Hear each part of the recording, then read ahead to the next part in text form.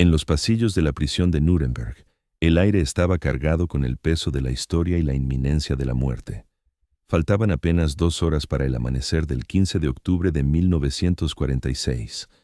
La ronda de un guardia rompía la quietud de la noche. Al asomarse a la celda del prisionero número 1, algo lo detuvo en seco. Hermann Göring, quien fuera el segundo hombre más poderoso del Tercer Reich, yacía inmóvil sobre su estrecho catre. Junto a él, una nota manuscrita. En su boca, los fragmentos de una cápsula de cianuro de potasio. El mariscal del Reich había burlado a sus verdugos. El hombre que coleccionaba títulos como trofeos, que comandó la Luftwaffe y orquestó la persecución de los judíos, eligió su propio final. Se negó a conceder a los aliados la satisfacción de ejecutarlo en la horca, como a un criminal cualquiera. Desde sus días como piloto condecorado hasta convertirse en el arquitecto de la maquinaria del terror nazi, su último acto de desafío abría una pregunta inquietante. ¿Cómo logró un hombre, bajo vigilancia constante durante 11 meses, hacerse con el veneno que frustró a la justicia internacional? La respuesta parecía oculta en la arrogancia de un régimen que se creyó superior hasta el último instante. En las montañas de Baviera, donde las tradiciones son antiguas y el aire puro, se estaba forjando un destino que un día ensombrecería a toda Europa.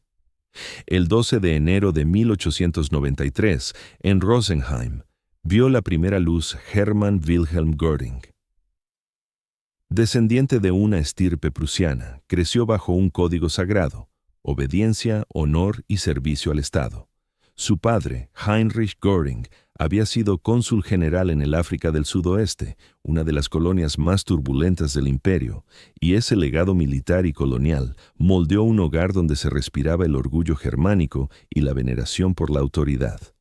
Desde niño, su imaginación volaba entre uniformes, desfiles y acorazados, convencido de que Alemania había nacido para mandar.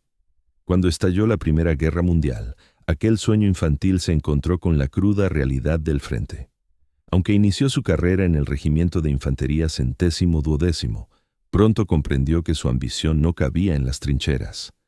Problemas de salud lo apartaron del combate terrestre, pero el destino lo elevó hacia los cielos.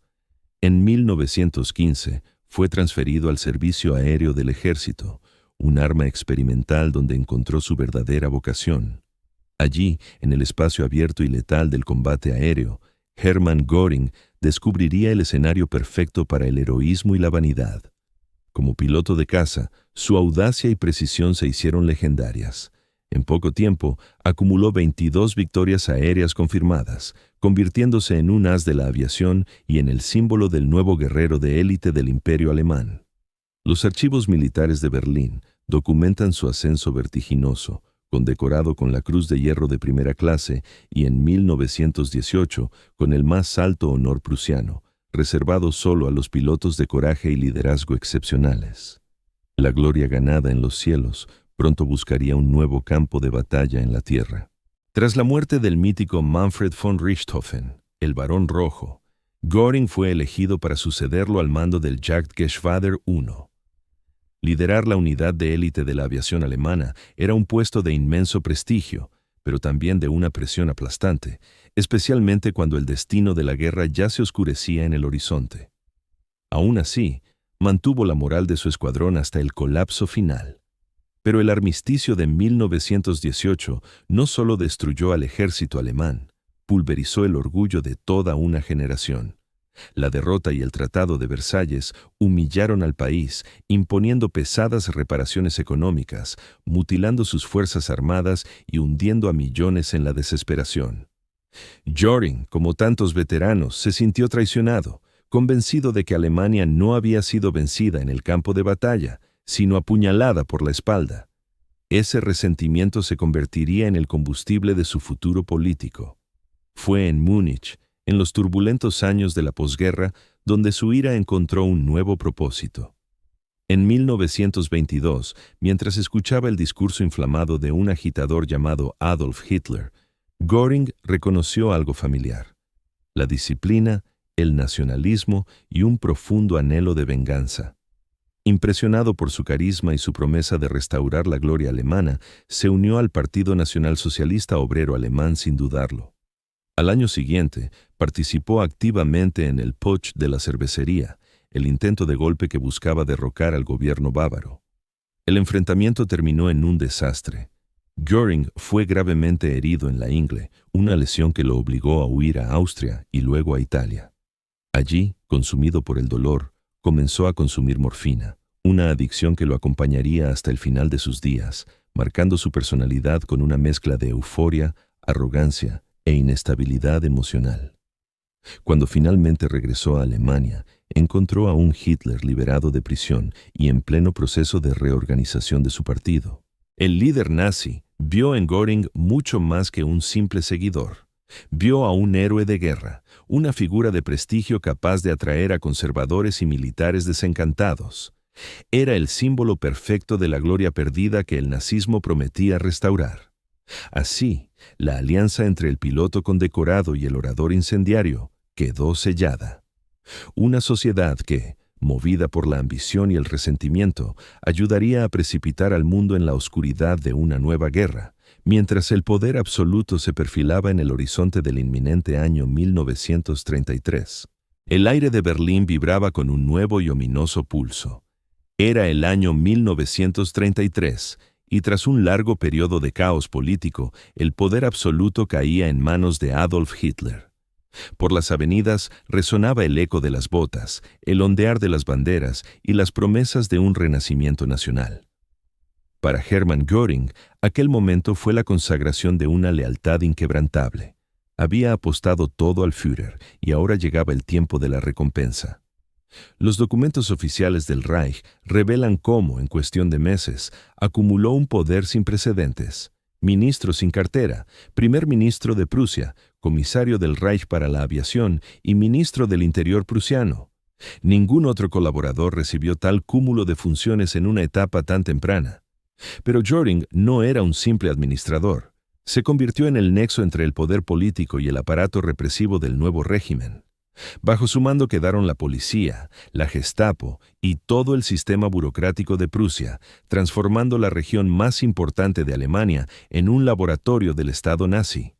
Desde allí, la sombra del nuevo régimen comenzaría a extenderse.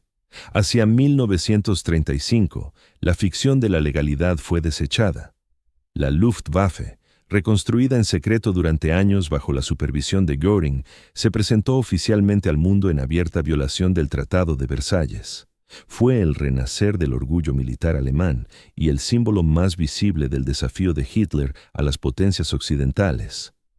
Göring, ahora comandante en jefe de la nueva Fuerza Aérea, se deleitaba en el prestigio de un conquistador moderno, consciente de que la supremacía en los cielos sería la llave para la guerra que se avecinaba. Sin embargo, el poder de Göring iba mucho más allá de los uniformes y los aviones. En 1936, Hitler lo nombró jefe del Plan Cuatrienal, un ambicioso programa destinado a preparar la economía alemana para un conflicto que consideraban inevitable. Con este cargo, Göring se convirtió en el señor absoluto de la industria del Reich, controlando las minas, las fábricas, el comercio exterior e incluso la fuerza laboral. Cada tonelada de acero, cada litro de combustible y cada hora de trabajo en las factorías pasaban por su autoridad. Su firma aparecía en decretos que expropiaban empresas judías, confiscaban materias primas y sometían a millones de trabajadores extranjeros a la servidumbre industrial. Göring creía cumplir una misión histórica. Para él, la economía era un arma más y el objetivo era claro: rearmar Alemania hasta que ninguna nación se atreviera a desafiarla de nuevo. Entre reuniones pomposas y lujosas cacerías en su propiedad de Karinthal, el mariscal construyó un imperio personal dentro del imperio de Hitler. El lujo que exhibía con sus extravagantes uniformes, joyas y colecciones de arte contrastaba brutalmente con la realidad de las fábricas y los campos de trabajo que sustentaban su poder. El 19 de julio de 1940, tras la fulminante victoria sobre Francia, Hitler selló su lealtad con un honor sin precedentes. Creó para él el título de Reichsmarschall des Großdeutschen Reiches, mariscal del Gran Reich alemán. Era el más alto rango militar del régimen, un puesto inexistente hasta entonces, que lo situaba por encima de todos los mariscales y generales del ejército. El decreto oficial lo designaba, formalmente, como el segundo hombre más poderoso de la Alemania nazi. Si algo me ocurriera, Göring será mi sucesor, había declarado Hitler públicamente el 1 de septiembre de 1939, el mismo día que las tropas alemanas invadían Polonia. En los registros oficiales, esta designación figuraba como una sucesión legal y definitiva. Göring era el heredero político del Führer, el hombre destinado a continuar su obra. Pero junto al poder, llegaron los crímenes que mancharían su nombre para siempre. El 31 de julio de 1941, Göring firmó la orden que formalizaba la implementación de la llamada Solución Final de la Cuestión Judía. En ella, delegaba en Reinhard Heydrich, jefe de la Oficina Central de Seguridad del Reich, la tarea de elaborar una solución general al problema judío en las zonas de Europa bajo influencia alemana.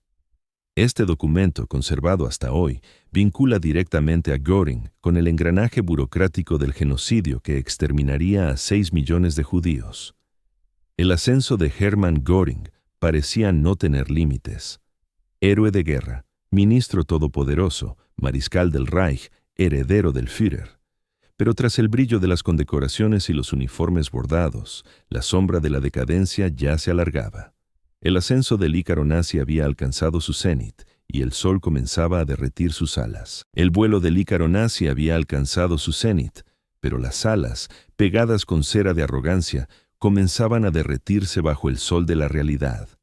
El apogeo de Hermann Göring entre 1940 y 1942 fue tan vertiginoso como efímero. La batalla de Inglaterra, librada en los cielos de una isla que había prometido doblegar, expuso brutalmente las limitaciones de la Luftwaffe, la fuerza aérea que él llamaba invencible. Las grandilocuentes promesas de Göring a Hitler se estrellaron contra la determinación británica.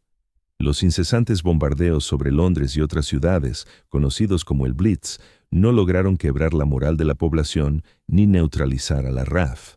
Por el contrario, los cazas Spitfire y Hurricane, guiados por el revolucionario sistema de radar desarrollado por Robert Watson Watt, infligían pérdidas devastadoras a los pilotos alemanes. Lo que debía ser una hazaña brillante se transformó en un fracaso humillante. Göring prometió proteger el Reich. Göring prometió destruir Inglaterra. Fracasó en ambas. Registraron los observadores del círculo íntimo de Hitler.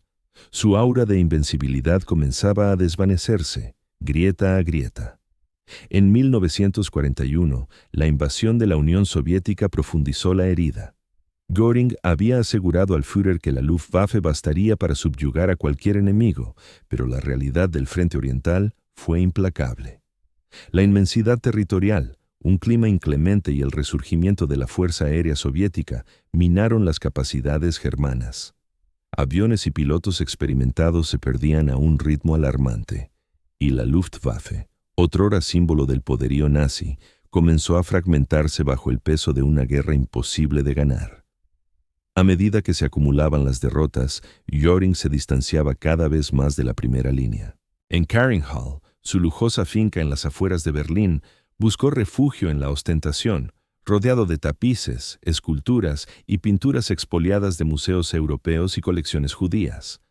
Testimonios de oficiales nazis capturados tras la guerra describen a un Göring obeso, físicamente deteriorado, dependiente de la morfina desde los años 20 y completamente ajeno a la realidad militar y política del Reich que él mismo ayudó a construir. Llegó abril de 1945. Con Berlín sitiada y el Ejército Rojo a las puertas, Hitler se atrincheraba en su búnker. Fue entonces cuando Göring, desde Berchtesgaden, cometió el error que sellaría su destino. El día 23, envió un telegrama al Führer solicitando autorización para asumir el liderazgo del Reich, interpretando el aislamiento de Hitler como una incapacidad de facto. La reacción fue inmediata y furiosa. Hitler vio en el gesto un intento de golpe de Estado, una traición en la hora más oscura. «Göring me ha traicionado», claman los registros nazis que recogieron su arrebato. «¡Arresten al traidor!». En cuestión de horas, el mariscal fue despojado de todos sus cargos, expulsado del partido y puesto bajo custodia por orden directa del propio Führer. Días después, Hitler se suicidó en Berlín y Alemania se rindió incondicionalmente. Y Göring, otrora el segundo hombre más poderoso del Tercer Reich, el héroe de la Primera Guerra y símbolo de la maquinaria militar nazi, era ahora un prisionero de las fuerzas estadounidenses, enfrentado al colapso de todo lo que había ayudado a levantar. Su juicio sería el último acto de un espectáculo que él mismo había ayudado a dirigir. En las cenizas de un continente devastado, el eco de la guerra comenzaba a ser reemplazado por un nuevo sonido, el de la justicia. Y un hombre se preparaba para su último acto. El 9 de mayo de 1945, en el corazón de Baviera, unidades estadounidenses encontraron a Hermann Göring. Lejos de esconderse como tantos otros líderes nazis, se entregó con una arrogancia que desconcertó a sus captores. Los informes militares estadounidenses registraron su declaración. Era el mariscal del Reich, Hermann Göring, el segundo hombre más poderoso de Alemania. Durante los meses de cautiverio previos al juicio, ocurrió una transformación sorprendente. Forzado a una desintoxicación de morfina bajo supervisión médica, Göring recuperó su antigua lucidez. Aquel hombre hinchado y nublado por el sedante desapareció, y de sus cenizas resurgió la figura astuta y brillante que una vez fue. Estaba preparándose para una última actuación, y el mundo entero sería su audiencia. El 20 de noviembre de 1945, las puertas del Palacio de Justicia de Nuremberg se abrieron. El Tribunal Militar Internacional iniciaba el primer gran juicio por crímenes de guerra de la historia.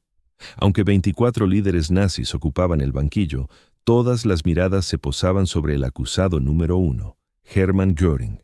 Las transcripciones oficiales documentan cómo Göring se erigió en el líder no oficial de los acusados, un adversario desafiante e inteligente que se negaba a expresar arrepentimiento.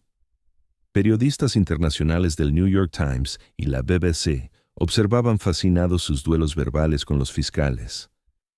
«No me arrepiento de nada», declaró según los archivos de Nuremberg, «simplemente perdí la guerra».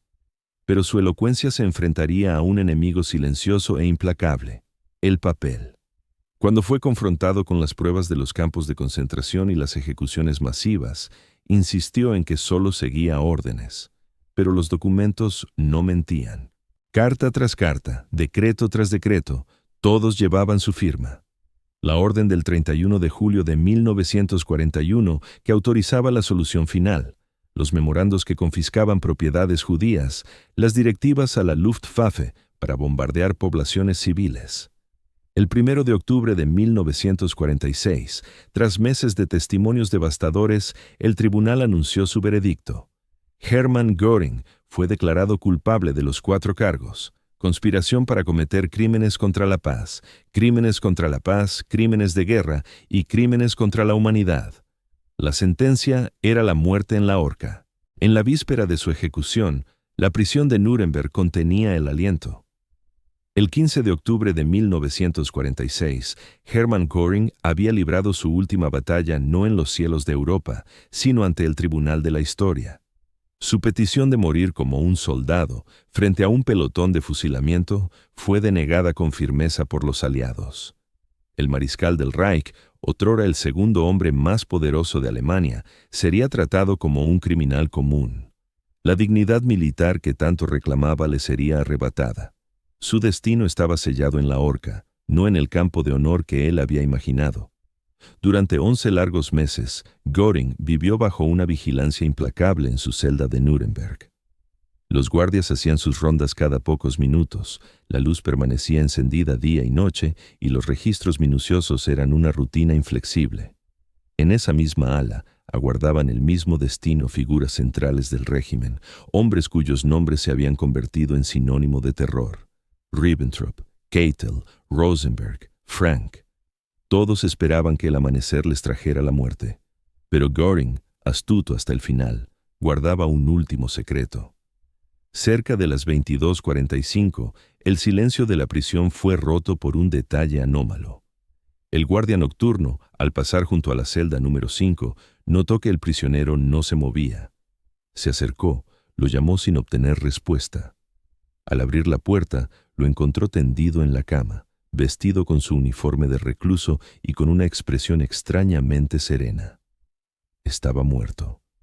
Junto al cuerpo, una pequeña nota manuscrita, y entre sus dientes, los fragmentos de vidrio de una cápsula de cianuro. El documento, un último acto de desafío, decía con la misma altivez que siempre lo acompañó: he preferido tomar mi propio veneno a ser ejecutado por mis enemigos. La noticia estalló como una bomba y el escándalo recorrió el mundo en cuestión de horas. La pregunta resonó en los pasillos del poder: ¿cómo un prisionero, vigilado día y noche y sometido a inspecciones rigurosas, había logrado ocultar una cápsula de veneno durante casi un año? Las teorías se multiplicaron con rapidez. Algunos sugirieron que Göring la conservó desde su captura, cosida en su ropa o dentro de un tubo de latón. Otros sostuvieron que la escondía en una cavidad dental preparada para tal fin. Otras hipótesis apuntaban a la complicidad de un guardia estadounidense. Décadas más tarde, en el año 2005, un exsoldado llamado Herbert Lee Stivers afirmó haberle entregado la cápsula oculta dentro de un bolígrafo. Sin embargo, su testimonio nunca pudo ser confirmado. El informe final de las autoridades militares concluyó de manera ambigua. La fuente del veneno seguía sin determinarse. El misterio, al igual que la vida de Göring, quedó envuelto en contradicciones y sombras. Mientras los médicos examinaban el cuerpo del exmariscal, los preparativos para las ejecuciones continuaban con precisión militar. A la 1 de la madrugada del 16 de octubre, uno a uno, los 10 condenados restantes fueron conducidos al patíbulo. Joachim von Ribbentrop, Wilhelm Keitel, Ernst Kaltenbrunner, Alfred Rosenberg, Hans Frank. El último de ellos fue ahorcado a las 2:45. Göring había esquivado la soga, pero no el juicio de la historia. Su cuerpo fue fotografiado como prueba de su muerte y luego incinerado. Las cenizas fueron esparcidas en un afluente de un río en Baviera, un gesto deliberado para impedir que cualquier tumba se convirtiera en un lugar de peregrinaje para futuros admiradores del nazismo.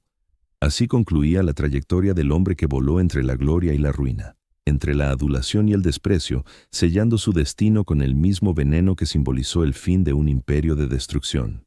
En la quietud de su celda, el final se acercaba, y con él, la última actuación de un hombre que había dominado escenarios mucho más grandes. El legado del mariscal del Reich, Hermann Göring, se selló tal como había vivido, con un último gesto de soberbia y desafío. Se negó, hasta el final, a aceptar la responsabilidad moral por sus actos. Su suicidio fue un intento desesperado por controlar su propio relato, por negar a los vencedores la imagen de su cuerpo balanceándose en la horca. Pero, ¿qué nos revela la figura de Göring sobre la naturaleza del mal? No era el fanático ideológico como Himmler, ni el metódico burócrata del exterminio como Eichmann. Göring era, ante todo, el arquetipo del oportunista. Fue un hombre que canjeó sus condecoraciones de guerra por un poder sin límites, que transformó su posición en un feudo personal levantado sobre el saqueo y el exceso. Los documentos de Nuremberg revelan a un hombre que firmaba órdenes para millones sin la menor vacilación, que organizó el expolio sistemático de naciones enteras y que construyó un aparato de terror que sembró la destrucción a lo largo de un continente. Y que, al ser confrontado con la abrumadora evidencia de sus actos, se limitaba a encogerse de hombros. El juicio de Nuremberg, con Göring como el principal acusado, sentó precedentes legales fundamentales que perduran hasta nuestros días. La jurisprudencia internacional sobre crímenes contra la humanidad, la responsabilidad de los altos mandos y la inadmisibilidad de la defensa de obediencia debida nacieron, en parte, de la necesidad de juzgar a hombres como Hermann Göring. Representaba todo lo que había de gangsteril en el régimen nazi, escribió un corresponsal británico tras el juicio. Un ladrón con uniforme de mariscal, un asesino condecorado con medallas militares. Su historia es más que la biografía de un criminal de guerra. Es un estudio sobre cómo el poder corrompe, sobre cómo la ambición, despojada de barreras morales, puede transformar a un héroe de guerra en uno de los arquitectos del mayor genocidio de la historia. Göring poseía inteligencia, carisma y un valor militar probado en combate, pero eligió poner esos talentos al servicio de un régimen que convirtió el odio en política de Estado, que industrializó el asesinato e intentó exterminar a pueblos enteros. Hasta sus últimos momentos, se negó a mirar al espejo y reconocer al monstruo en el que se había convertido. Su suicidio no fue un acto de remordimiento, fue un último gesto de dominio, un rechazo final a someterse a la justicia de las naciones que había intentado aniquilar. Los archivos de Nuremberg, las fotografías, los documentos firmados de su puño y letra, todo permanece como testimonio. Hermann Göring pudo haber escapado de la horca, pero no escapó al veredicto de la historia. Su nombre sigue y seguirá eternamente ligado a los crímenes más abyectos del siglo XX.